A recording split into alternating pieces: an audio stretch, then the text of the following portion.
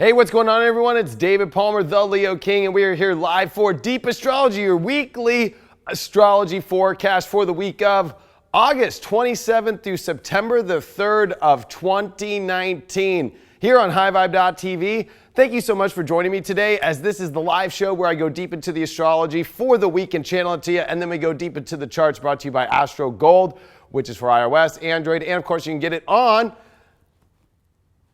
your iPhone, iPad, and your MacBook. But if you're on PC, go to Solar Fire. And of course, this is on highvibe.tv, the spiritual network with awesome content. This content's free. We got a lot of awesome free content on there, but also the subscription content, or you can buy individually my daily horoscopes, my individual horoscopes, and my weekly sun signs and weekly intuitive and all the tarot. And we got Tim Losey, an amazing health astrologer on there. We have the Peace Dealer. We have so many awesome people. We got Tamara, we got Jax. I don't want to miss anybody. There's so many awesome people on there and all their content.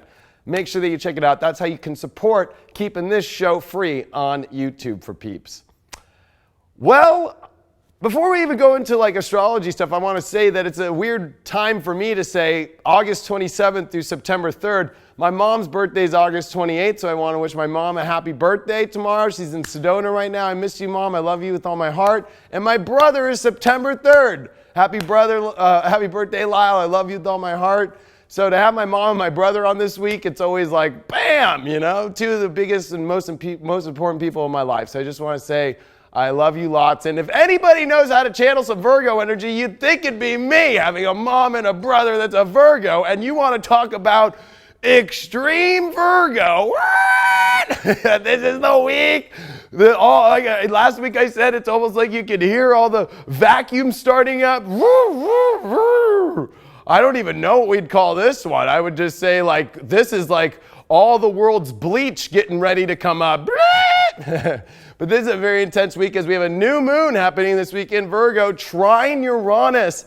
Exactly. We have Uranus, remember, retrograde in Taurus at 6 degrees. This is a very rare Uranus, of course, because this is the first time since the 30s Uranus has retrograded in Taurus while it's going to stay in Taurus. Remember last year when Uranus came into Taurus in May and it retrograded in the late summer, then it retrograded back into Aries in November. So this is the first time that we are experiencing a retrograde in Taurus where it's going to stay here with Uranus, and this new moon in Virgo is trine to that Uranus. So this is definitely a lot of new starts kicking up, but you got to clean this reality up as Mars and Venus conjuncted last weekend. This is all about trying to definitely identify what you're doing with your life, who you should be with, what projects to do, what needs to be fixed, and what is even worthy of these connections.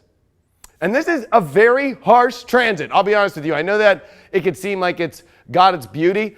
It's got its beauty when you deal with the harshness first. If it is not in alignment with your reality, if it is not in alignment with your true values, it will be thrown out fast. And not to mention, I haven't even mentioned yet, the Sun and Mars are going to meet up this week as well. So we have the Sun on top of Mars, and then Mercury at the end of this week too is coming on top of Mars. And that's always a very powerful, people say what they want to say, can be very, very intense.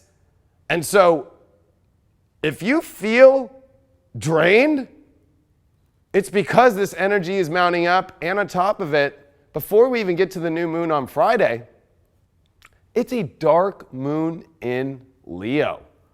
And Mercury running as fast as it can out of Leo after it went retrograde in Leo.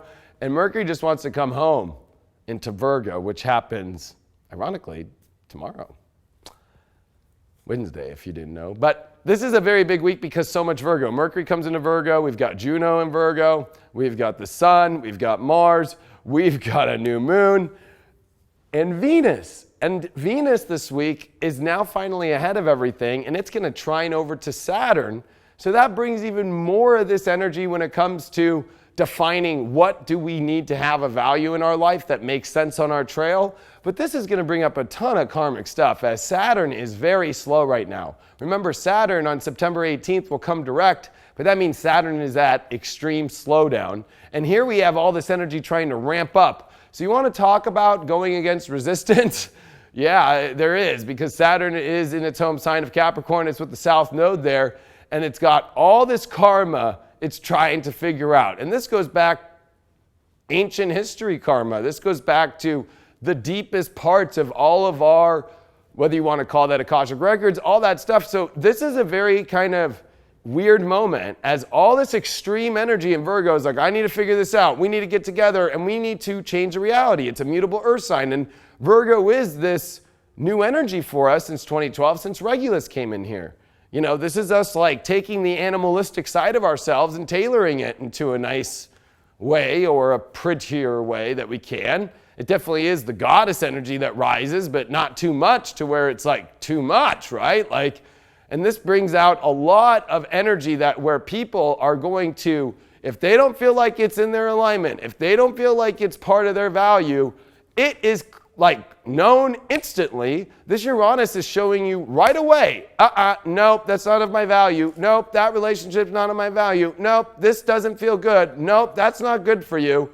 And it's going to get more extreme because now with the sun on top of Mars and this new moon, this is a new moon on top of Mars. So it is definitely a redefining month. Remember that the lunation cycle, especially when we come to the end of the waning cycle and this dark moon is closing out the last month. Now, what was last month? That was a new moon in Leo. Yeah, okay. Great. At 9 degrees. But that was a weird time because we were still finishing up a Mercury retrograde. It was actually like that day it was coming direct. It was very intense. So we have to know that this is a very weird month we're coming out of and a whole new beginning. So this dark moon in Leo is pulling up all the things in the last month that our heart thought it was going to look like, our heart was connected to, and having to make some different adjustments now. And this is very difficult because like we want to try and like go with the flow as best as we can, but it's like, no, I can't just go with the flow. This Neptune in Pisces is getting ready to make major oppositions to all of these energies that are coming into Virgo. And we right now are at this point where all this extreme energy is coming up and Saturn is stopping. And so with Venus trine Saturn, this is great, but remember that Jupiter is 30 degrees away, and Jupiter's finally now coming to 15, so it's off 14 where it went direct. So Jupiter is going to square Venus. So even though there's Saturn there, it's like we have this idea of what we want. We have this certainty we feel at least of what we want things to look like. Jupiter is like, yeah, right. You know, like look bigger, look that there's more out there, look that there's these other things.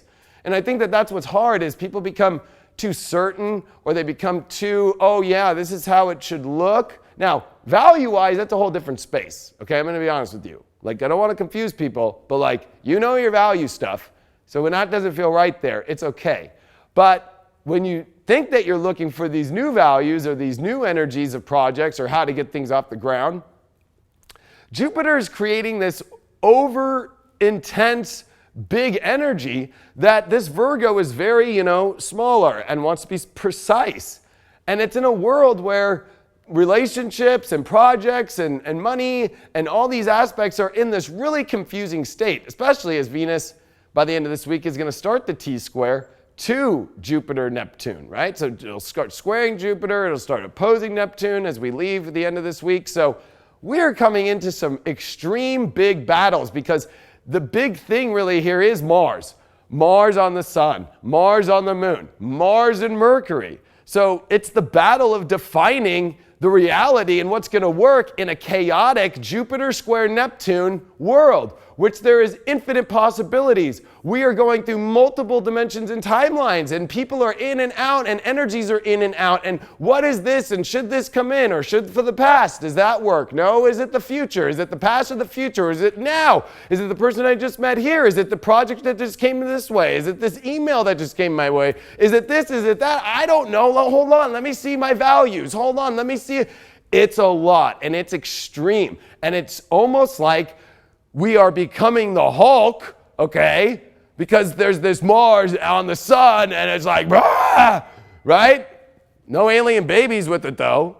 Okay, like the Hulk ain't about to have no alien baby, but there is this aspect where you have to remember that Saturn is stopping to basically not even a crawl, like and it's in Capricorn. So there's this huge wall where the boats aren't moving fully till Saturn says it's so. Saturn is the one that has the authority of when time moves forward. So we are still in retrograde with this aspect. And so here comes Mercury and Virgo thinking, oh, I can figure all this out. Oh, but Jupiter is in its home sign of Sag, and so is Neptune. Oh, so I'm coming into the most mind-battling, confusing battle to figure out of all time. And Saturn stopped, so he's saying not to let the ships roll yet because we want to make sure that before we take these ships from September 18th and when Pluto comes direct on October 3rd, in Capricorn, that the destiny, that the karmas have all been cleared. So all the energy that you're going through right now, believe it or not, is your biggest quest of, is this project, is this reality the best one that I'm going on, the biggest, craziest quest of the 2020s I will ever go in my life? And this week it becomes extreme. If you watch my daily horoscopes, I always like to give an energy meter. Extreme. Because there's no more, the Leo energy is great because it makes you find what you love and what will make you happy. It's like very fixated on that place. But Virgo's like, I will make that happiness happen, but you need to listen to me. It reminds me of a makeup artist or a tailor that's going to deal with wardrobe. I know you like the way that looks, or even a person who does your hair, right? I know you like the way it looks, but will you just trust me? I need to do these alterations. I need to cut this off, and I need to do that in order for it to look this way. And you're going to have to trust me on that one. And it's really? And then it's you cut that off? Yeah, I cut that one off. Mars and Virgo likes to cut things off and get real precise. And a new moon on that means this next month we are getting very precise. No, I do not like that. Mars is very, very malefic, especially with the sun on top, because it's becoming it's getting power. It's getting power to be in Virgo, no, I don't like that. No, I don't like that. And this Uranian energy is extreme because it's in Taurus, which is the most fixed earth sign of our own needs and our wants and how that needs to look. So if it don't look the way we want it to look, it's scrap it. And Mercury's going to be what the heck? What is going on here? I'm trying to just figure out this. This is a crazy storm, but it's not so crazy if we think about it in another way I'm going to tell you right now. It's not crazy because you have to remember that there's a bigger background going on in life right now. There are ships that are ready to sail out into our destinies. And I know that might sound like a very blanket statement, but we have never in our lives, any human being that we know personally, that we could even go back, that has had Saturn and Pluto with the South Node. Literally. And then on top of that, remember that Jupiter is going to enter into Capricorn in December and join these huge energies and eclipses on top of this Pluto-Saturn, and then Pluto-Saturn conjuncting in January of 2020. So this is the big preparation point. You got to imagine yourself on a dock right now. And instead of feeling like you have this trunk full of stuff you want to bring with you, your partner, your job, all the things that you value, there is an inspector on the dock right now going, I'm not bringing that on the boat. I know that's not good for you on this journey that you're going for the rest of your life on. What do you mean the rest of my life? Yeah, the rest of your life. This Pluto-Saturn thing is no joke in Capricorn because it's defining and seeding, and with Pluto, transformationally creating the new structure And in Capricorn, it is your long-term destiny. It is your long-term goals. And we've never seen even Pluto Saturn since 1517, right? So, like, remember, this is for the rest of your life that you are getting on these boats. So it's easy for people to go, maybe I'll just go backwards. Uranus and Taurus with the trine to this new moon. Maybe I'll go backwards to what I felt was really good, because I don't know if I like being out here on the docks and they're telling me I can't have this. Maybe I won't go on the boats. Maybe I'll just play this whole thing safe, North Node in Cancer. But really, this North Node in Cancer is not about playing it safe as much as being like, I'm emotionally doing what's the best for me in my life. That will be on the boats forever, and learning to be comfortable with knowing what is the best for your life. Because if you really think about this North Node here, as now it's coming back into some really weird aspects with Jupiter, right? So Jupiter is starting to quincunx over to the North Node again. We have Neptune still trying this North Node as Neptune's retrograding. So this Jupiter-Neptune square is tapping into this North Node. And even Saturn is in opposition to the North Node still.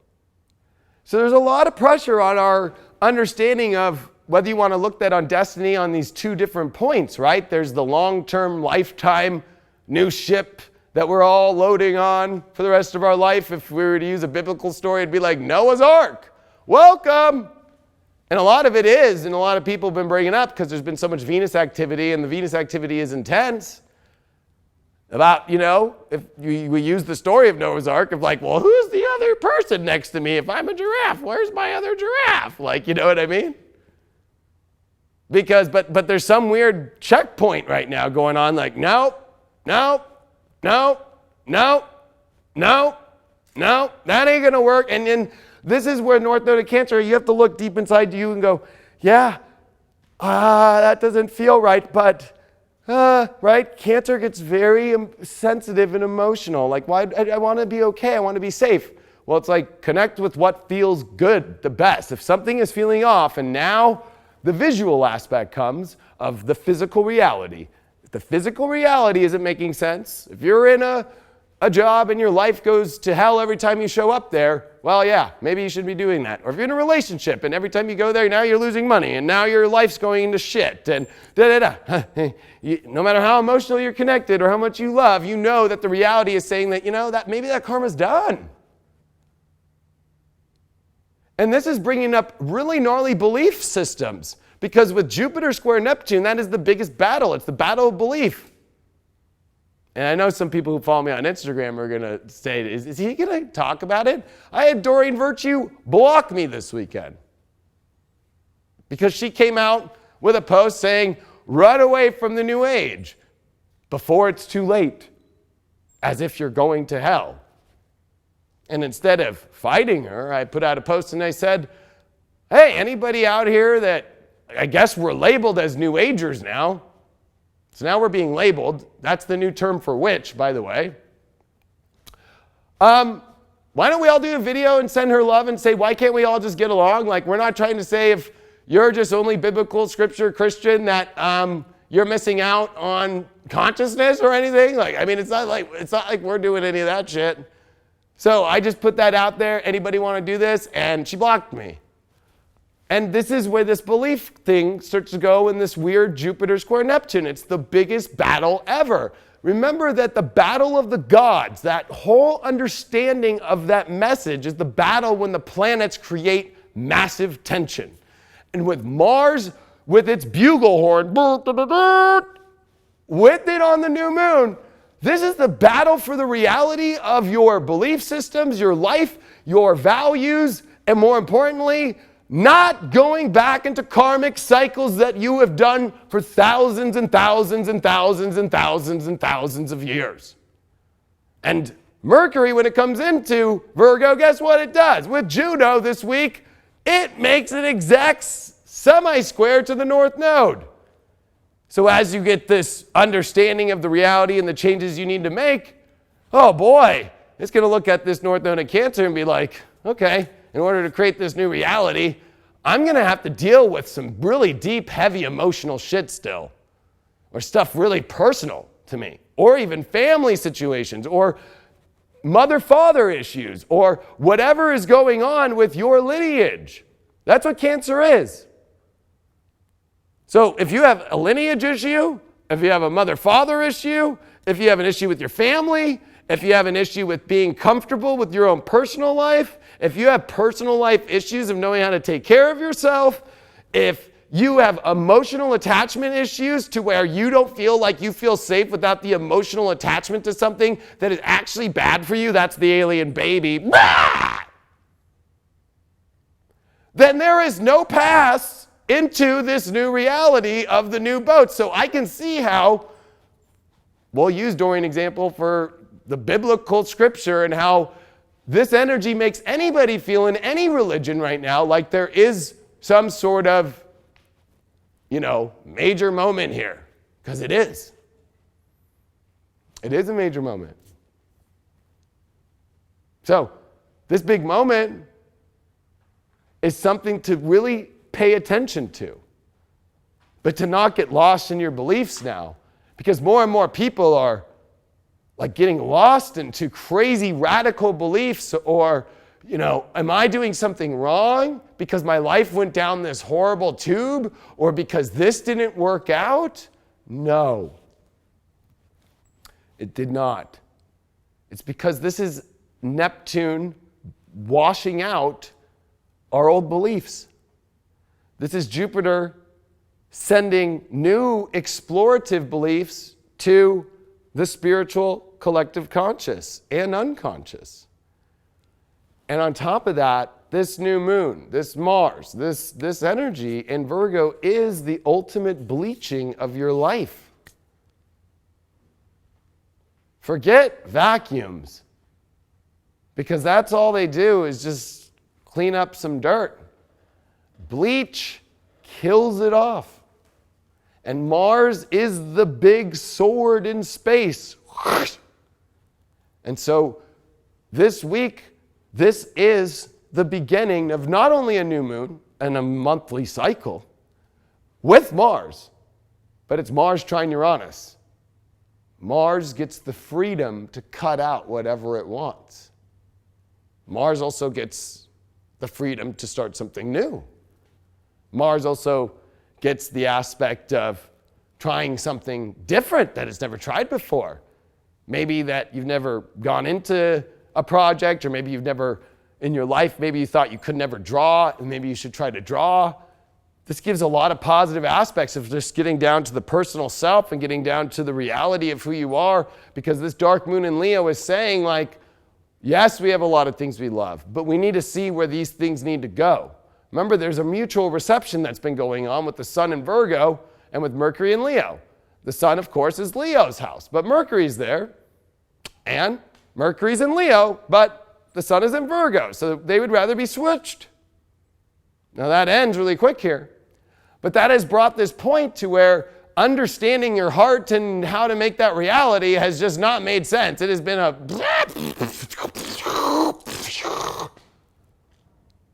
and this is where the ultimate of denials is going to come. And I'm going to call people out straight up on denial. Because with Jupiter starting to square Neptune and Jupiter starting to move, and Neptune's in retrograde, so they are making a big clash. Remember, this is their last clash, too. They already clashed twice. This is the third pass. So, what denials have been going on since the end of winter and beginning of spring, March into April, right? When Jupiter squared Neptune for the first time, then the retrograde back happened a couple months ago and squared Neptune.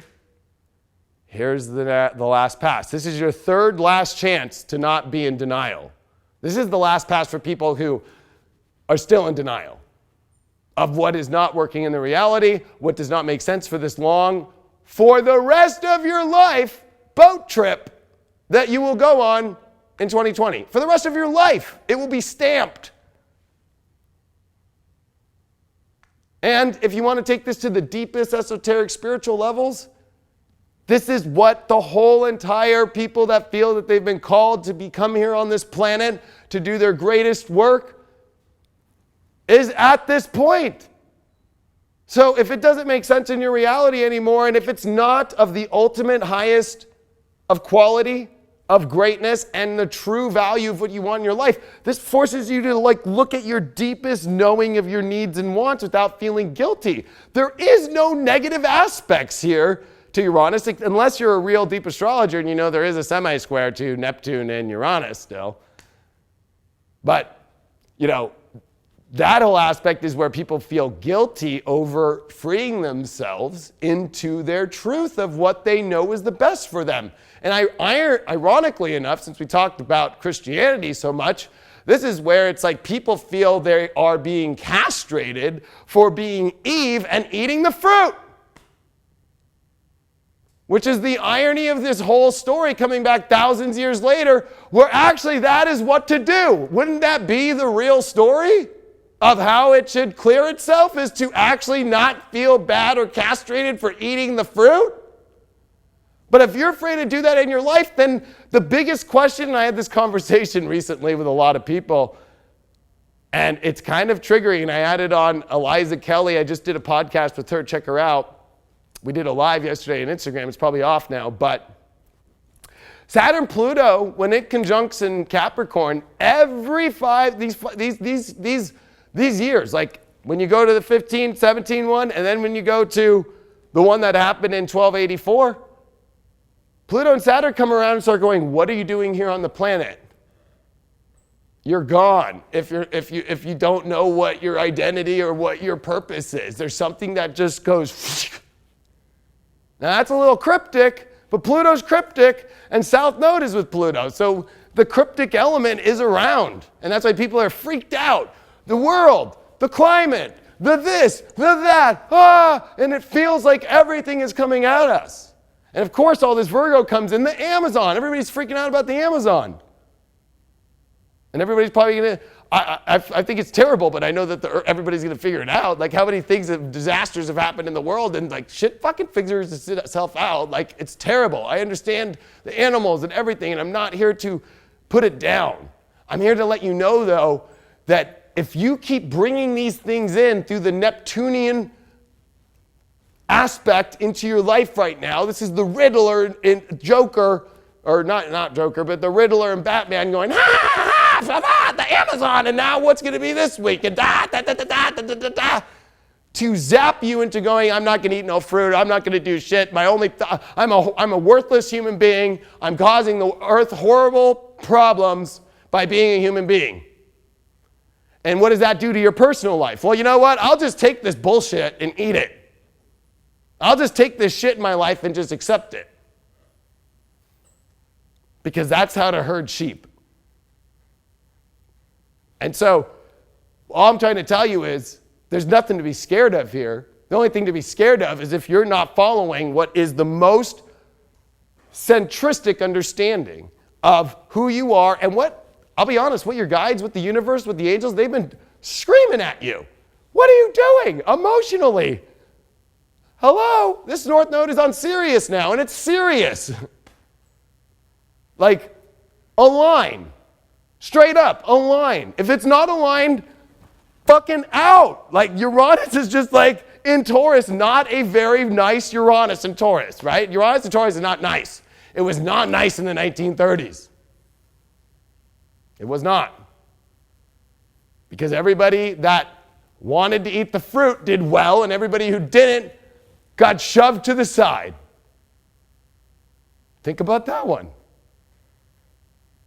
So, I might sound like I'm the Antichrist or the devil, but the Antichrist and the devil is going to not be real and go totally as polished and perfect and anything that feels that way, run the fuck away. Because this is a serious situation now in life. This is no joke, and you all feel it out there. That this Mars is not going to say, sure, come on these boats. Because September 18th, when Saturn comes direct in Capricorn, on top of the South Node for the last time in our lives in Capricorn, with Pluto there especially, This is this month that this lunation cycle is happening. And ironically enough, 2 weeks from now with the full moon that'll be coming in Pisces with Neptune on top, square Jupiter, will be the ultimate of you whether you're going to go backwards and fall into the deepest trap of your whole life because of the fears, the media fears, the fears subliminally from the collective, from other lobsters who don't want you to climb out of the fucking reality that does not make sense in your life anymore. That's how serious this shit is. And with Venus square and coming in this T-square, and it's at its fall position, it's coming up against the two huge dogs, right? It's coming up, all three. It's coming up against Jupiter, the biggest planet, Saturn, the second biggest planet, and Neptune. And they're all in their home signs. And every other aspect of this Virgo is going to come into that spot starting next week. Mars, the sun, a full moon. Like, are you kidding me? So, yes, I'm here to tell you this is a great new beginning, but with extreme discernment. And to not feel bad, to be like, no, that is not in my life anymore, or that is not going to be in my life anymore. Because before you get on this ship, you do not want to take anything with you that could create a plague into your life. And the reason why I say plague is every Pluto, Saturn, and Capricorn is what triggers the Black Plague, the re-emergence of the plague in the late 1500s after the Saturn-Pluto finished. Bam! Reverb.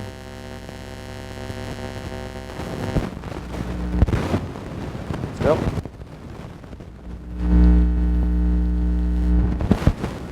Did something change around here? It's when I get to the deep shit that fucking this thing has been going crazy. Still around? Well, we're gonna go to the charts. I'm gonna fix the sound real quick.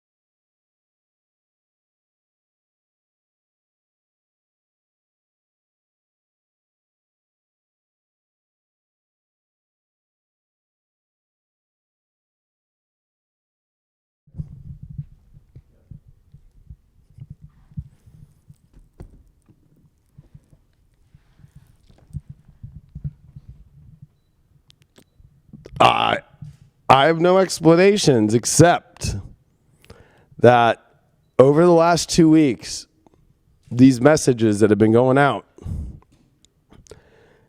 somehow do not want to get out there to people. There's something trying to distort these things.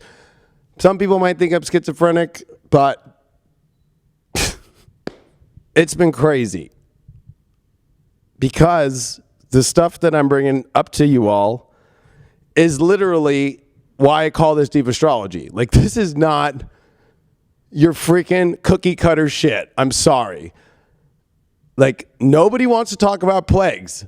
Nobody does. Nobody does. Of course not. Not in today's society. Everybody's so sensitive. Nobody wants to look at truth anymore. Everybody wants to be blindsided and just like let it all happen.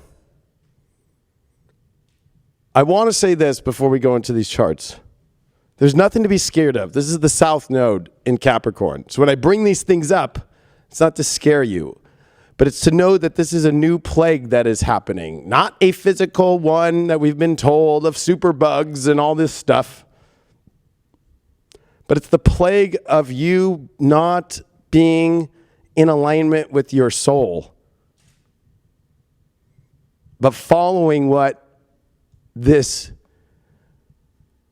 alien, because when we say that word alien, you're going to think of some green person in a spacesuit and some spaceship.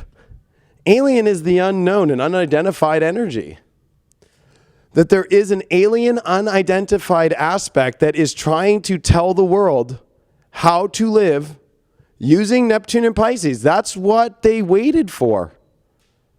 Because when Neptune's in Pisces, it is subliminal. The witch trials happened at 19 degrees of Neptune in Pisces. Next year, we're at the witch trials. So, not to trigger people, but when Trump says witch trials, it's no weird thing. I'm not saying about him. I'm just saying how messages pop up through really weird things in life, okay? That resonate with what has actually happened in history and the planetary alignments. This is just, this Neptune South Node in Capricorn is no joke. Because with the South Node in Capricorn, and with Saturn there, and with Neptune sextile this is either the greatest spiritual mission of being within your soul and letting go of all your karmic stuff to move to. So everybody talks in the spiritual thing about ascension and moving higher and going into this ascension. But I'm going to continue to stay tethered to all my past karmic shit. Like, you want to talk about an anchor? Good luck trying to go up that high with an anchor. Because the anchor rules Capricorn. And in many ways, an anchor rules Cancer too. That they both anchor in. And there's no coincidence that the Milky Way galaxy goes through right at that end of Sagittarius in the beginning of Capricorn, right? Into where the other side, which is ironic, goes to where the star Sirius is and so forth. So it's like there's this, there's this understanding of the universe of where the universe is trying to take us not from where we came from, but where are we going? New. I was just tripping out the other day, another thing came up today.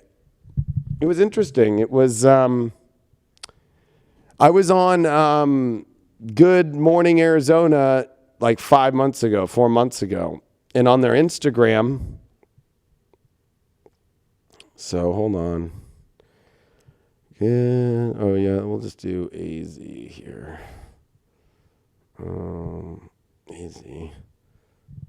Yeah, Arizona family here. And I'm going to share this right now to the computer. So Craigie can put it up here, if it'll allow me. Yep, all right, cool. So, oh yeah, we'll have to turn off that sound.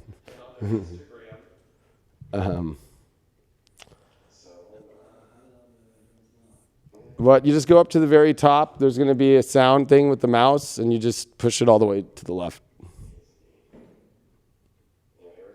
Like you'll see a sound at the very top menu.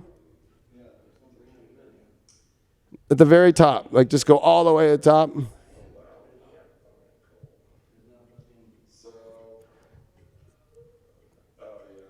Well, you might have to push out of there, and go to like the top menu where it shows the Wi-Fi and all that.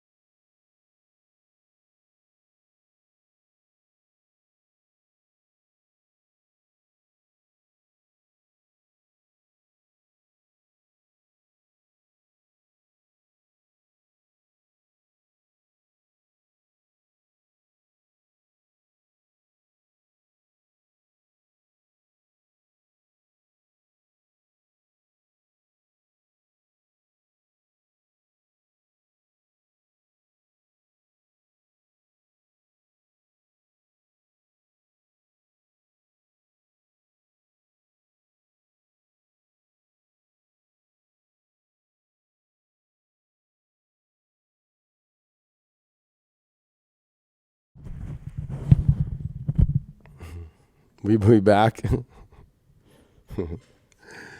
I'm telling you, folks, people don't want this info out there, whether they're those aliens I'm talking about, which we don't know what you even call an alien.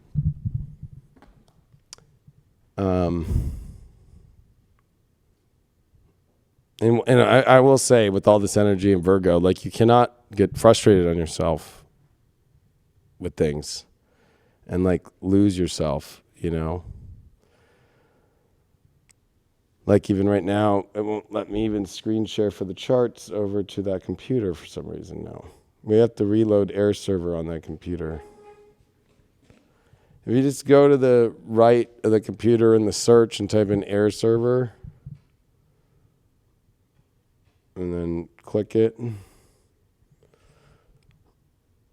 But what I was going to tell you all is that 2011 was when these nodes were flipped. Okay? Huh?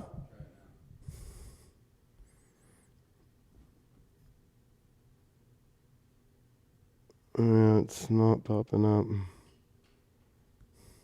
Oh, no, it is.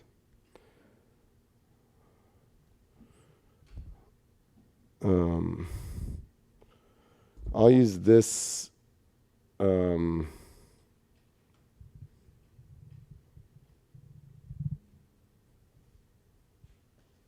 What is this here? Yeah.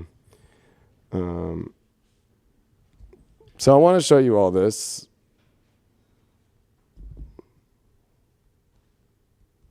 Oh, gosh. Easy family. Did we lose a bunch of the audience? You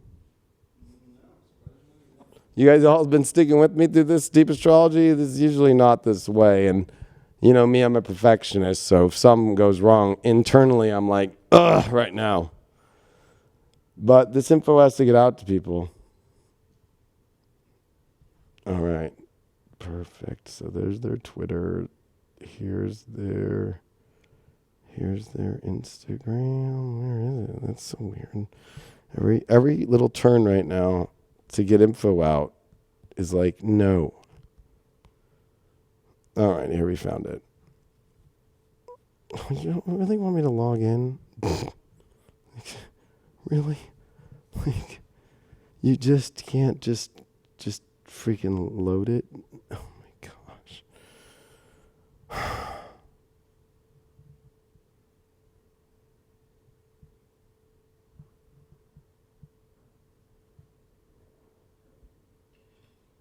Open a new tab.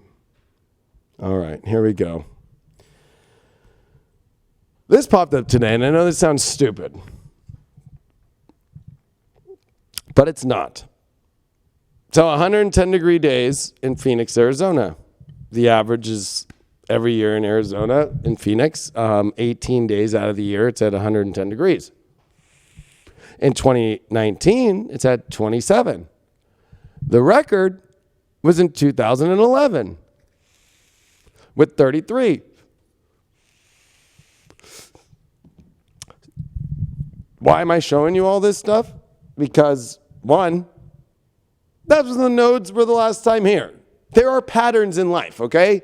But everything now is scaring people through the media, through all these things, to terrify you that this world is going down. Even this, they're like, let's pray. Maybe it just won't be, it won't happen. Like it's literally like, yeah, not a record we want to set. Help you monsoon, because it's monsoon season that's coming out there. But like this whole we don't want to set a record of too much hot, because of course it sucks being in the heat out there in Phoenix. But there's more stuff when you start going into it of like, this is out there to destroy you. This is bad. Look at everything going wrong in the universe, right?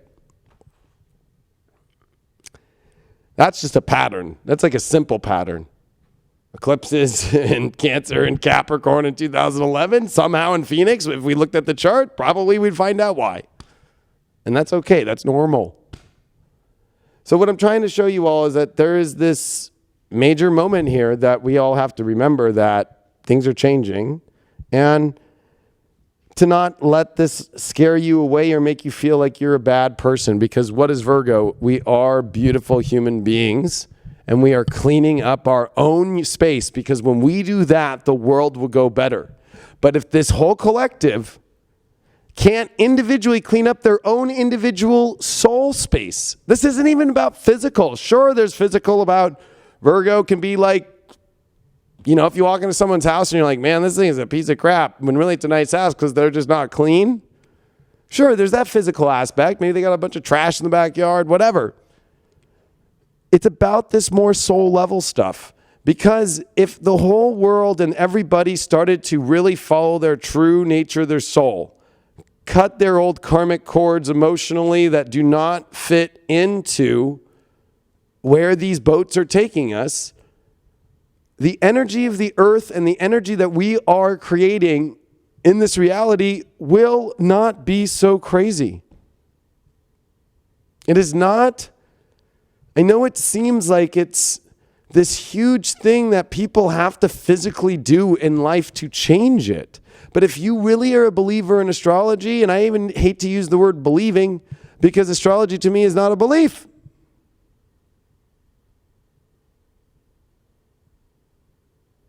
It is a natural order that is built within us. But if you do not align with that,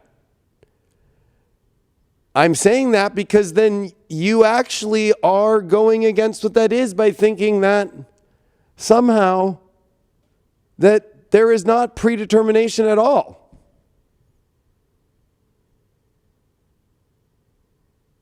That the events that are going through your life were not predetermined. There's no way. There's no way that should have happened to me. And this is all Chiron and Aries. So let's go into these charts to show you all what I mean. And I'm going to run quick because it's been a long way to get to this show tonight. Believe it or not, I couldn't even do this show without taking a nap for an hour and 45 minutes. That's how gnarly the energy's been coming to me. And I'm sure to all you too. So here we are on Tuesday. Let's just pray that this thing's going to work here. Oh my God.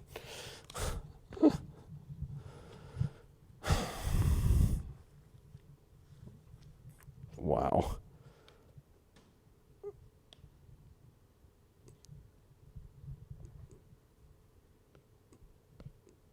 All right, it's working. You just got to breathe sometimes. Good thing I bought some preparation H for no reason at CVS today. Maybe a hemorrhoid's coming. Sorry, we can look at the charts. Okay, so, yeah, this is a hemorrhoid coming. Sun and Mars and Venus and Mercury coming into Virgo. Here's today's chart. The moon is in Leo, about to go into its balsamic dark phase. I know that people might not want to hear it, but this is definitely a time where there's going to be a lot of karmic endings of the heart. There's going to be a lot of things that might not feel happy, because the only way to find this happiness is to release and let go. That's what the dark moon is. Let go.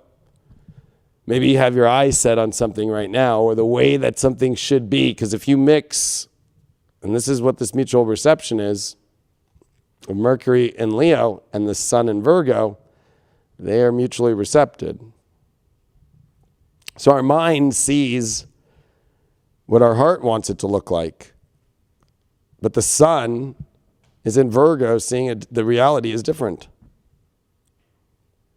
and changing. And the Sun is on its approach to Mars. And here's Venus that just made its conjunction to Mars. And so a lot of people, I don't even think, are realizing that Venus is like, okay, I'm in my fall position. I am not happy here, and I now have no support. I am about to go into a battle with Jupiter. I'm about to get some support from Saturn, but Saturn is stopped, and it's got the south node on it. So it's going through its own, am I really doing... You got to remember, Saturn is going through its crisis of Pluto, where there is an alien energy behind it. Most people don't associate Pluto with alien, but there's the hidden element behind it, whether that is whatever you want to call it, that's controlling Saturn. And Saturn doesn't like to be controlled, since why do you think Saturn looks like a ship? And what's even funnier, with Pluto behind Saturn, somebody is behind it secretly nudging the ship in one direction or another. And with the south node on it, there is a delusional element that's even on top of that. And you add Neptune on it, which has its own effects of blurring. So it's truly blurred. And so Venus knows that, because it's very smart in Virgo. It just is over analytical in a way, and why Venus is at fall position there, because we don't want to do that. We'd rather be in Pisces, but then it's coming into that big T-square with Jupiter Neptune. So it's not getting a lot of support at all. So that's why this lunar cycle is going to be gnarly for people. Okay? But the dark moon to me is going to be the weirdest one. Nobody's really talking about these sussy quadrants that are going on from Jupiter to the moon, and even the one from Neptune to the moon. I know this because I'm born at 0 Leo, and I'm going through it with Jupiter and Neptune right now in my fucking chart. You know what I mean? Like, fuck. That was in my solar return too. And what does that mean? Well, yeah, there's a lot of weird energy to try and understand and figure out, and there is some sense of where do we take all this? And emotionally, there's a purge to take us to a better place. But are we going to do that? I mean, this is where this Uranus is trining everything. And Taurus only wants the best, literally. I know some people might think it's like, yeah, it's got a hoarder quality. It does. But are you going to hoard? Is that really what you're going to do?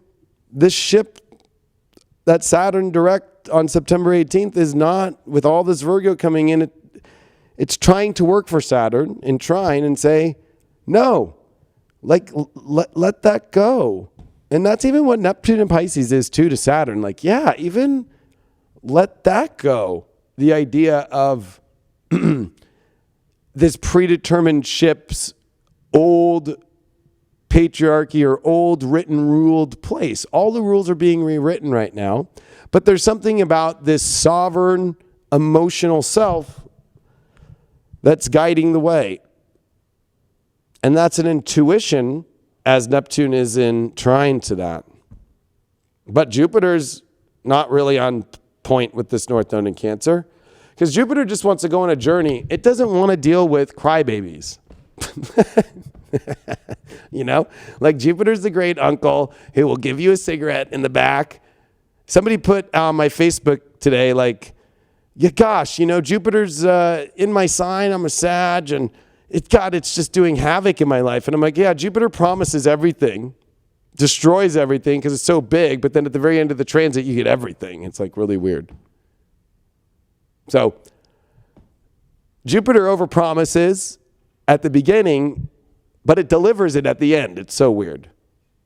So even though you might have made expansion in your life or going on a new adventure or seeking something new, you don't know till you go through the adventure fully, the full promise when it's in Sag. And it doesn't want crybabies because the North Node in Cancer is emotional attachment to things that are shifting, and it's on Sirius about alignment. And it's hard because there's a lot of the way that sailors and Americans said goodbye to World War II. Are you ever coming back? Kind of energy. There's a lot of that going on in our karmic patterns with relationships and all things that matter to us. All things inside of ourselves that are what we had valued at one time in our life or that we were connected with deeply. There's a big goodbye going on. And this Virgo is attuned to the highest degree on that. So let's move on to Wednesday when Mercury here on its last day of Leo. And now Mars has been doing its trine over to Uranus. So here we are trying to go, what is the equation? And it's easy if we are willing to take some radical changes in our life. It will pay you off. Uranus is a little bit like a slot machine. Like, max bet on that motherfucker, especially in Taurus. What the heck? Because you're not attached to the fear of, I don't know if I'm worthy, or when you come into a slot machine and you're like, I don't have a lot of money, I hope I win money, you never win money. It's when you're like, I don't give a fuck if I lose this money, let me come into this slot machine, just pull it, and like, I'm going to win, but you win. I don't know what, there's something about that in life, right? If you go into a job going like, gosh, I'm not going to do that great at this thing, and I don't like the way it is, you usually leave. It's because you know your value there is not going to really work out. But Uranus is saying, like, you know your value, go into places that you've never tried before. And that's what Jupiter is trying to say to the North Node in Cancer. Like, okay, cry about it. Yes, you were attached to that. But Jupiter is squaring Neptune. So it's like any belief system is being bleached out of my system. So why are you crying? Like, kind of energy. Like, and Neptune's trying to tell Cancer, like, yeah, it's okay. Release it. Let go. Like, there's a higher universal purpose for all this stuff going on right now in people's lives. But it's tough. This moon in Leo is dark. And this moon is going to come into the yod spaces that we had with everything else, with Mercury, with the Sun and Venus conjunct. And that was all within this last month. So this Wednesday into Thursday is going to bring up some really gnarly conversations, some really gnarly, intense emotions where you're not happy, where you want things to change with Mars and Uranus and all this Virgo. But are you ready for that? You really ready? It's going to get hot. And on most dark moons, it's time for you to just release. But there's something about this moon coming into yods in darkness that no matter how much it wants to just try and just let things pass by, there's too many puppeteers trying to take Pinocchio to wherever Pinocchio wants to be done. It's like, oh my God. And a lot of it is this in your alignment? Or are you going to be part of the sheep? Like, what? And then it's like, are you easily just, with Neptune in this yod, like, are you just easily swayed to go into your sensitivities and just be blind to it all? The other thing that I didn't bring up was, as Chiron has now retrograded back to 454 of Aries, the sun on Tuesday, as we're talking right now, is quincunxing over to Chiron. It is not a fun feeling. I will be honest with you. Things do not look the way we want them to look. Reality does not look the way we want it to look. And this new moon, when I show you the chart, will be in quincunx to Uranus. To Chiron, but trining Uranus. So it's like, it doesn't look the way you want it to look, so you go and try something new that you've never tried before and go into a new direction. Because obviously what's in front of you is not working. So you got to do something different. It's forcing action with Mars. So if you're going to just try and sit this one out on the bench right now in life and be like, everything's perfect, I'm just going to keep doing what I'm doing the same way all the time. The next month is going to be where, like, the coach calls you up and is like, hey, you ready to come into the game? And you're like, no, what? This is like the Super Bowl or this is the World Series? No, I'm not good enough. Okay, then you could exit off of the bench. We could find a better person to warm that pine. What? Welcome. Go sit into the locker room by yourself. I know that sounds pretty harsh, but I'm bringing out some radical truths here today for people. Let's go to Thursday where the moon's real dark with Mercury in Virgo. Here's that moon, dark. Also, ironically enough, not making any aspects to anything, which means it's a moon void off course, dark moon. So I would say that a lot of the intensity is going to happen really intense from Wednesday, but Thursday, here's the sun now trine Uranus, waiting for that new moon that will happen Friday morning, early in the morning. And Mercury's now in Virgo. So now at least Mercury's home, but it has a lot to try and figure out. And the moon's gonna conjunct it in darkness. We'll have a moon, Mercury in Virgo in a dark aspect, in an exact semi-square to the north node. These are major checkpoints from are you on your serious path to the emotional true self and the energy? And are you listening and are you looking at the reality? And this is hard because a semi-square is a 45-degree angle. Even though they're in elements that like each other, water and earth, there's a kink in this reality and this emotion in your life. Something is not fully at full blast. Like when you go pee, and if you have I've never had a bladder infection. My cat did and had like crazy kidney stones in his urethra, which I found out is the size of a coffee stirrer for men, cats. This was years ago. This is like a kidney stone in your urethra. Sure, a little pee might dribble out. But wouldn't it feel better to get that kidney stone out of there? And there's a block in there, but enough to still work. There's nothing worse than having something blocking something and you're only getting half of it. And so Mercury's trying to go, well, what is it? And it's going to show up with the dark moon and be like, here it is. Here's the block. What are you going to do about it? And if you look at the chart, as Sun is trining Uranus, okay, yeah, it's time to throw the baby out with the bathwater. Like, bleep, it's time take you to a whole new place. And there's a lot of unpredictability in this week because there are so many Uranus aspects. And I think that that's one thing about Uranus is when you predict what you think it'll be quite the opposite, right? So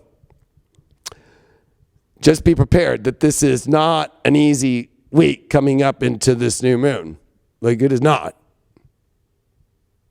Because there is so much tension. This is a massive amount of stellium that has built up in Virgo. And with massive trines to Uranus, with major, and nobody's really even probably thinking about this with Mercury, and then the sun went through here, is more of these weird, aspects to Saturn, Sure, there's some trines and stuff, but there's a lot of aspects here that are really not favorable, especially with Jupiter, which is huge, the biggest planet. It's like on a 10-degree orb, I've always given Jupiter. You always feel Jupiter at 10 degrees because it's so big, so many moons. And it's within 10 degrees of this new moon, so that's squared it. So this is where this Jupiter-Neptune is very important square in our lives, as it's the biggest square going on in astrology right now. There is no other squares really going on.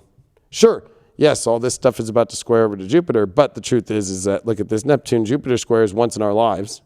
Last time, of course, in, 1852 to 1853. Okay? That's not a normal transit in its home sign, and Neptune's retrograde. So last time, you got to remember Jupiter, when it was retrograde, squared over to Neptune right before it went retrograde. And then both were direct when they made their first square at the end of the winter, beginning of the spring. And now we're having Jupiter direct and Neptune retrograde in the square. So Jupiter's going to win this one. And so that means these beliefs got to be new. They've got to really, if you think about Sagittarius, be open to anything. If you are closing yourself off right now, because with this Mercury in Virgo and with these weird semi-squares to the North Node in Cancer, if you're emotionally blocked in a way where like you're not willing to experience something, then you're going to miss out on everything. Everything. That might sound crazy. Everything. Think about that one. Like, I don't want to experience that, or even though it might feel like you want to, like I want to experience this, but I'm putting up a block. I have a kidney stone in my urethra. I guess I'll just keep it in there and just keep backing up my pee.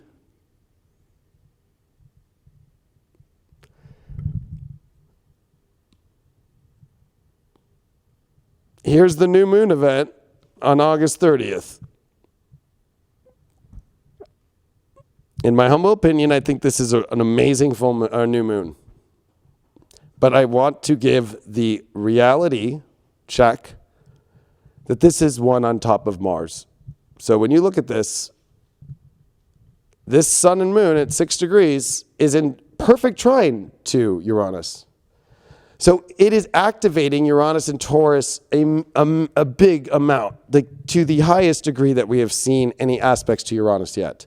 Sure, last year in October with the Venus retrograde opposition to Uranus, with the nodes squared to the Uranus and Taurus, that was a big one. But that was a lot of people going and trying to keep relationships and stuff together.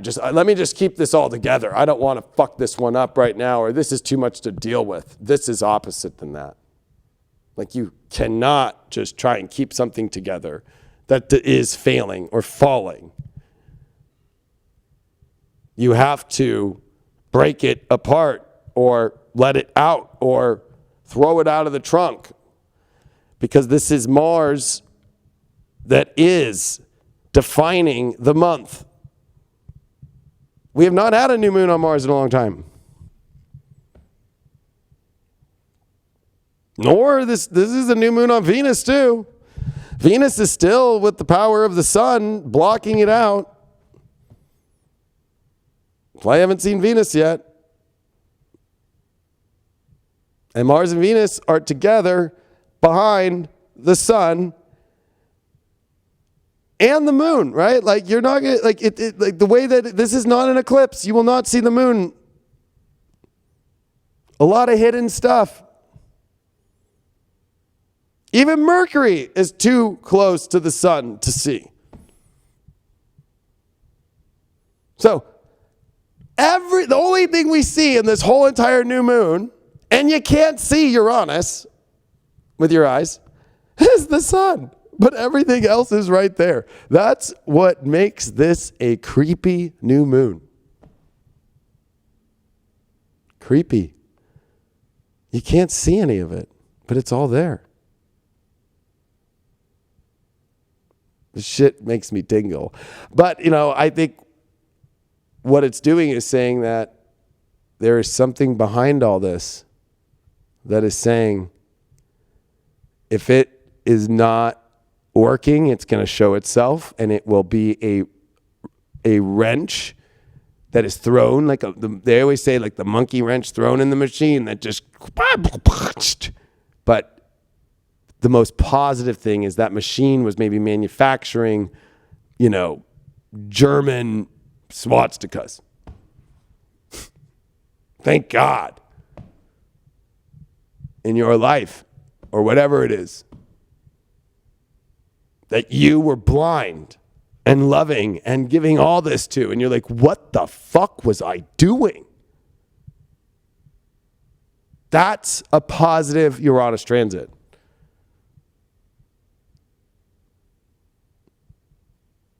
Or, I'm going to use the example. It's the breakdown. Like, I've used this story once before, but it really is coming strong. I was going through my panic disorder, so I thought I need to move out of LA. I need to move out of Hollywood, especially. So I thought I was going to go move to Lake Havasu City in Arizona. So I drove myself all the way out there. I looked at all these new properties and all these homes.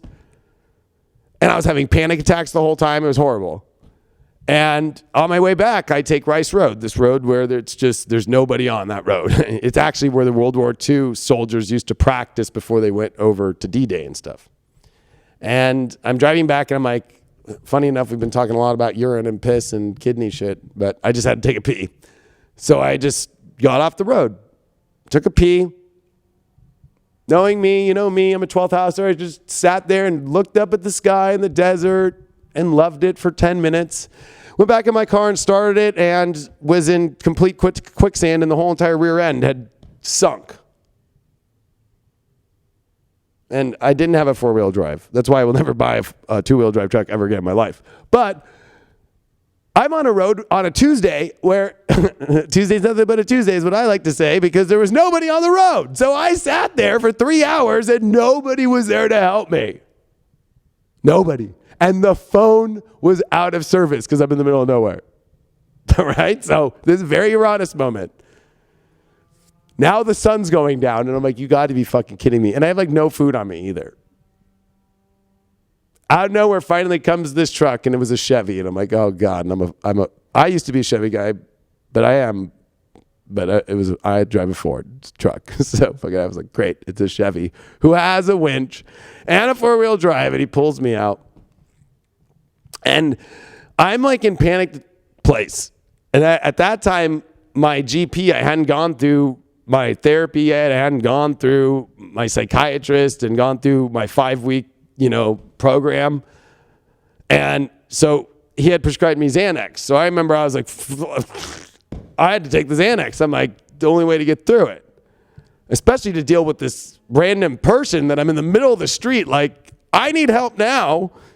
Anyway, long story short, as it's going on, the wife of the guy goes, what are you doing out here on a Tuesday? And I'm like, I'm thinking about moving out to to Lake Havasu City. And she looks at me and she goes, I don't think you're meant to go there. They got in their truck. I waved goodbye. I said, I hope you know I love Chevy. My dad worked for Chevy for years. And anyway, that's a little guy joke, right? And I'm in my Ford, like, driving away, thanking God, thanking everything.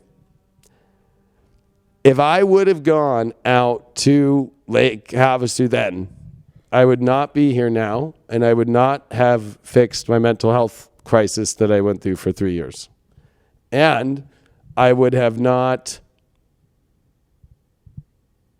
created high vibe or done any of this or connected with anybody that or this. Craig and I wouldn't be doing this, or none of this would be going on. Deep astrology would have never been defined. None of it. Because I was really ready there to just go sit in a house, sit at a pool, and I was going to do just a daily horoscope and just chill with that. And I was going to just basically think that my life was done. So these are going to be moments like this, not exactly, but where you're like, why did this just get thrown out of my life? Or why did this just happen? I wanted it to look this way. Now, this is positive, though, to where it might not look so dramatic as far as you breaking down, but maybe more like, man, this is not the way that I wanted this to look. And it's simple. But when you see it that way, because this is a new moon, Conjunct Chiron. We've never seen this in our lives in Aries because it was not till 1977 that we found Chiron. So sure, we could look at old charts from, the 70s, and I'm sure we could find a new moon, Conjunct Chiron, somewhere in there in Aries and see what happened, which I probably should have done before this, but we've never seen this. So your idea and your ego of how all these things are going to look and how you want it to be. And it's going to, especially Mars, Conjunct Chiron, Mercury, Conjunct Chiron. This is not very friendly to the ego at all. And the reality is going to be like, yeah. It's got Mars, our ego. It's got Venus, our desires, our wants. It's got the sun, our soul, our moon, our emotional depth, and our emotional mind, and we've got Mercury, our heads in there. In this reality, with Uranus training, like I could have this life, and I want to make this work that I want. Yeah, and then there's Chiron, just kind of like like, you think your ego is gonna get it that way? Like, you heal when it doesn't go the way you want it to go. And then you find that it's like it boots you out into like where you should be. You're like, thank God. So just know that this is a whole month we're about to go through. And what happens in this whole month is Saturn coming direct. And Saturn here at 1411, this is a big deal. Now, Venus is going to start trining Saturn, but again, it's going to meet with the square to Jupiter. And so we do have some stability through all this, I will say that. So Saturn's at least holding down the fort to deal with these past issues that we do not want to go backwards. And Uranus is only wanting to move forward, but of course, when it's in retrograde, people will go backwards. And that's where it'll go crazy. Go forward. Go forward into new places. And that semi-square is very intense. You can see it. It's literally in the chart to the north node. That maybe the changes we need to make in our life are not exactly the most emotionally sound that we think that they are, but this is what is teaching you to take care of yourself. Cancer at the core root is taking care of yourself first and learning how to mother yourself. Instead of trying to hold this whole entire show and dance Capricorn projection of the perfect world, or you've got it all figured out, or you're doing the right thing. There is no right or wrong way to do any of this right now. There is no integrity, I'm sorry to say, is to do what is about is fully taking care of yourself and emotionally feeling the way you want to feel. Even if it feels like you have to feel like you are a tyrant in a way, because with Uranus and Taurus, these are about values that are not connecting and ones that extremely connect. Uranus is all the lights are on or all the lights are off. Sorry to say, it's a fixed sign. Uranus is in, and Uranus is a fixed planet. So all the lights are on or all the lights are off. Don't do this half game of like, I have a big block, but a little water's dribbling out of my pee-pee.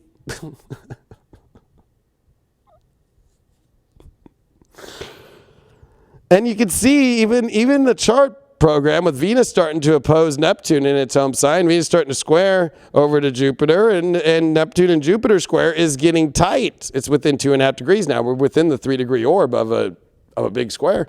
Yeah, the reality and our beliefs and everything and all this, we're about to enter into the craziest storm ever. And what's the most ironic through this, and I'm going to include something that most people are going to be like, why are you including this? But I'm going to include it because it's going to give you the idea of how divine timing life is. Let's look at the sample charts of Donald Trump real quick. Let's trigger people. It'll be really fun because he's in the middle of all of this. Believe it or not, I think he's under entertainers.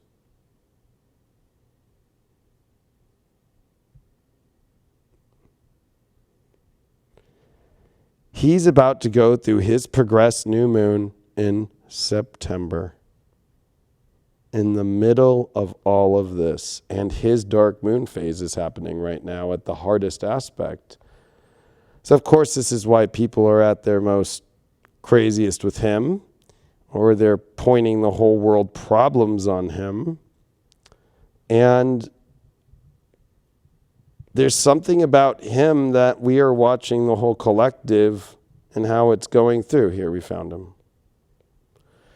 So if we run a secondary chart and we do subsidiary and we do secondary progressions for today from Queens, New York on the outside, look at that. 2 degrees sun progressed at 2:57, but his progressed moon's at 2:15. It's still in dark. Let's move the days. And let's get to his progressed new moon, which is going to be exactly at, I think it's at 300, literally. Look at that. On September 16th, 2 days before Saturn comes direct, with the full moon that will be happening in his first house, 3 degrees. This is exactly where the sun is today, ironically enough. So his progressed birthday is yesterday. Back in 1941, or 46, sorry. What's crazy about this is that's a 30-year cycle to complete. It's happening on top of his rising sign, and there's something about his reality being showcased to our whole world. It's part of his destiny in his chart with the sun in North Node and Uranus here in the 10th. And he also has the moon in a lunar eclipse, of course, at 21 degrees, and Neptune's, been squaring that, but Jupiter's coming on top of that, and Saturn's getting ready to finish its square to his Chiron. We are watching the wounded. We are watching a Chiron in Libra of feeling unfair or weird justice. He also has his Juno on Chiron, that he is not the image of balance and peace that people want to see. But with Jupiter there, there's something about it that is teaching us all something. And all I'm trying to show you all is that there is a lot going on with him, that he seems to be the center of the whole entire world's attention in the media, unless you don't watch media, but it's all over YouTube as well, that this new moon is bringing us into a month of a lunar chaotic moment and a Uranian moment, unpredictability at its highest. And if we look at who he is, that's what he is. If we look at his chart, he's a Sun-Uranus North Node in a lunar eclipse. And his progressed new moon's about to happen on the 16th. And they always say, and I'm going to, I don't know how many people have done their astrology over time, but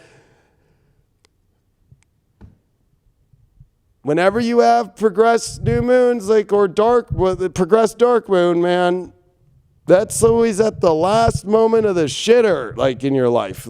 What? And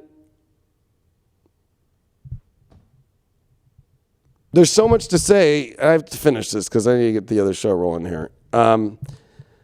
That when we move on to Saturday, and this is Labor Day weekend in America, now we have the Sun and Mars starting to conjunct. They're going to conjunct throughout the whole weekend and all through this. So this is, this new moon will finish. The moon will come into Libra, which is going to oppose Chiron, and make hard squares to Saturn and Pluto. And so this is a weekend about connection. And with Venus in its fall position, making a trine to Saturn and making a square to Jupiter, yes, we need to connect and have conversations and connect with people and be open. We have to.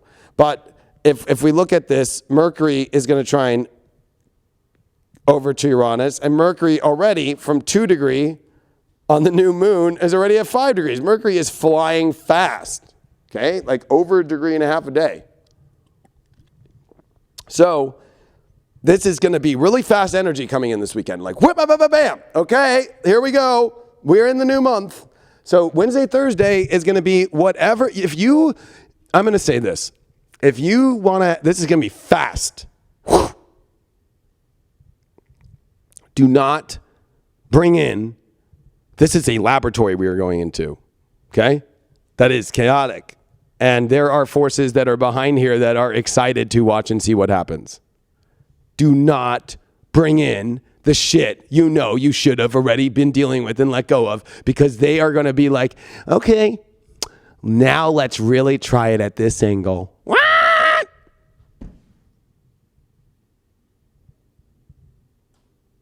Use this dark moon to release and let it go. Let it go. Even though this is all Virgo and Mars, and you're going to hear on every other freaking astrology channel the opposite of this. Yes, figure it out and do this, and this is like pure moment and all this shit. No, to get to this purity, we must remove the toxicity, which is things we hoard, things that we value, that are the things that we're saying we can't let go of. No, I cannot let go of that. No. I can't. Nope. It's too emotionally connected. It's too valuable to me. I cannot. And this moon in Libra is going to start the show off of the new moon lunar cycle when it moves into Libra about relationships. Right away. Instantly. The first thing that comes up, relationships. What? I thought I was done with the relationship thing. No, that's why I put out a video that's all the way covering until September 23rd when we come into the equinox. Great job on that one, Craig. But this is going to be gnarly with Venus now at 13. Yeah, it's trine Saturn. Ending old patterns that are karmic and finding new structures in relationships and new realities, and with Jupiter not being afraid to open up to new possibilities and being willing to be open and experience. But Venus and Virgo is like, I don't know if I want to experience it. Like, look at that, whatever the situation is. Like, no, I'm used to it this way. Or if you've been in a relationship with somebody so long, you're like, well, they usually do this, but this new person, they don't do anything that's like that. It's like, well, have you experienced it yet? That's what Jupiter's trying to say. Come on, Venus and Virgo. Don't get so like crazy on me and start like getting all like, I'm so used to it this only one way. I only feel good this way. Like I only feel good with the vibrator. It's like, try something else.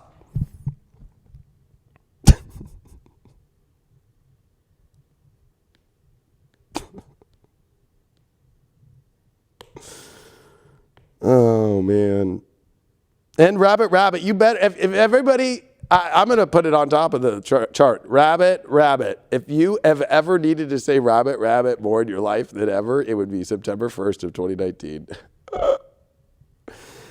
This is how we start the month. The moon in Libra is going to make a nice sextile to Jupiter. For those that are willing to experience and go beyond this is what's hard. As Venus is going to be in its fall position in Virgo, trining Saturn, it'll be squaring Jupiter, but the moon will be in Libra, which is actually really feeling the Libra energy about relationships.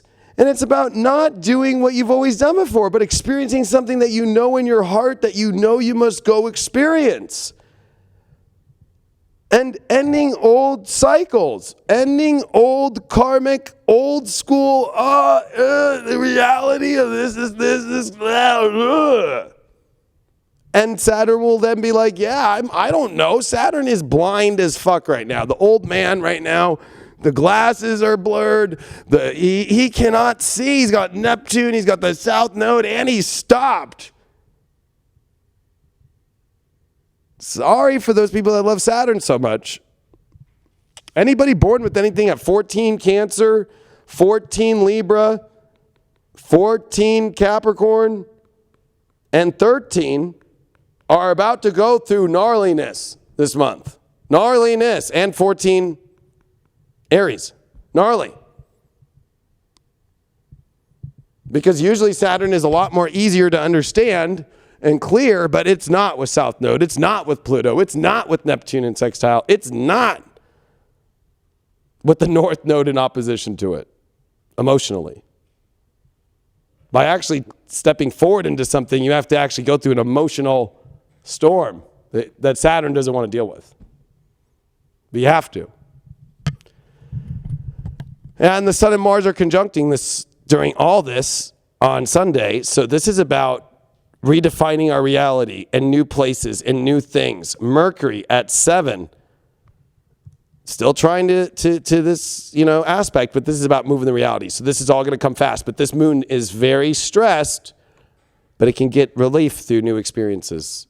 And not getting caught up in delusions, not getting caught up in a lot of this weird stuff. Now, if we finish to Monday here, this is the exact moment the Sun and Mars on September 2nd will meet up at 9:42, right? Not the time, but 9:42 degrees. And with Mercury conjunct Mars and the Sun, look at that. With Venus at 14 still, but really squaring, and now this is a moon square Pluto. This Sun-Mars, this is about either the greatest definition that's beginning to create your reality or the worst. Whatever you're doing here, this is about whether this is expansion in your life into what you've always wanted to feel, or this is you choosing not to experience something and missing out and going to just go play hanky-panky with Fruit of the Looms on.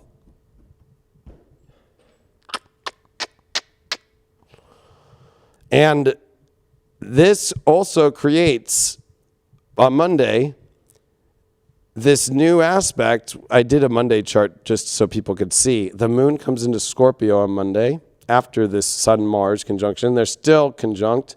And by the way, actually, I want to go back one more. This is an exact Sun-Mars, Mercury, square Antares, original degree. Now it's at 10 degrees if you look at the fixed star Antares. And then, of course, Aldebaran, which is at 9:10 Gemini.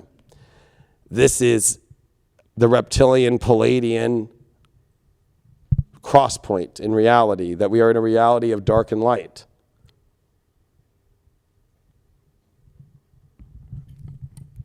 Heaven and hell, to be even more precise. And so that moon in Scorpio that comes in is going to be gnarly to start the week off, as Venus will be exactly square. If you see here, there's 15 degrees. Oh, there's Venus squaring it. There's Saturn. There's Neptune. And here comes Sun and Mars at 10, exactly squaring the actual positions now in the ecliptic understanding of these fixed stars of Antares, which you can see with Jupiter, by the way, every evening, which Jupiter's moving away from Antares, but it's amplifying that Antares space of the biggest star in our freaking galaxy. And it's root chakra.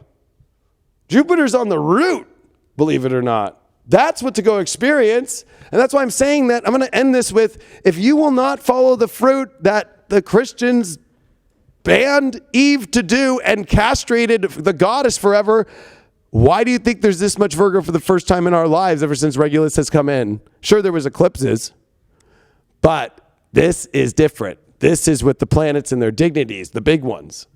This is the goddess rising. And that means if you're a male, female, whatever you are, inside yourself, you must go have the fruit with the Uranus trine. And this is going to go against all the subconscious belief that has been in your mind for 2,000 years. I am wrong if I do that. I'm out of integrity if I do that. All that was preconditioned in you to not do this moment. For those that do, it is like the most beneficial moment of all time. Jupiter's there to pay that off. Uranus is there to pay that off. But that's Sag and Taurus. Sag and Taurus pay people off by willing to experience. So if you're one of those people like, no, I'm not going to go with you on the journey. I don't want to go. I'm going to stay here. Okay, you missed out on the experience. In Taurus, it's like, no, I'm going to hold on to it. I'm not going to sell it. I'm going to hold on to this old car. I'm not going to buy that new one. Okay, well, that's great. And then you're on the side of the road 3 months later and it's smoking and there's that person because I didn't feel valuable enough to be able to make this. I got to wait until I'm worthy enough. Uranus does not wait for you. It will just go, okay, I'm goodbye. What does an Aquarius do if you're trying to date one, be friends with them or anything, and you're trying to be cool with them and then you're kind of like not. They're like, later, bye-bye. So, if you're going to really play this Taurus game in Uranus and start to be like, no, I'm not good enough to have better. I'll just deal with this shit. Okay, bye-bye. And I'll come back and I'll blow it all down for you, but I won't tell you when. That's the best thing about Uranus is I'm saying bye to you, and just like any Aquarius, they come out of your life out of nowhere. Like, what the hell? Who are you? Hi, nice to meet you. You get that text out of nowhere. I haven't heard from you in 25 fucking years. Well, Uranus and Taurus comes out of nowhere and goes, oh, you know that situation that you said that you can't leave because you're not good enough or you can't do this, you're going to hold on to it because it's too valuable? I'm going to go test that value when you're not ready. This was a crazy deep astrology. I love you all. I know there's a lot there. I can go on for hours, but we're going to talk about it on After Dark. I want to keep everyone waiting. I love you all very much. Thank you for dealing with all the sound problems. Thank you for Craig for helping me out through this one. I do want to point out one more thing on the chart. This is pretty gnarly with this moon in Scorpio. It is covering the place where we did have the last craziest aspects to Uranus ever, which was Venus retrograde at 0 degrees with the nodes in Leo at 0 degrees and Aquarius. And this moon will make an exact semi-square to 15 degrees of Jupiter and an exact semi-square to Venus at 15 degrees of Virgo with a moon in its fall position, and we also have a Venus in its fall position, and it is Jupiter in its in its dignity. So emotional attachment will be on Monday, on Labor Day, coming into the week. That'll be where it's like you will be exposed if you are a creepy, weird, like alien baby. Love you all. Or octopus tentacles. I can't let go. I don't want to experience the world I know I have to. I'll see you later. HighVibe.tv. Stay high on the vibe. Don't be an alien, creepy weirdo.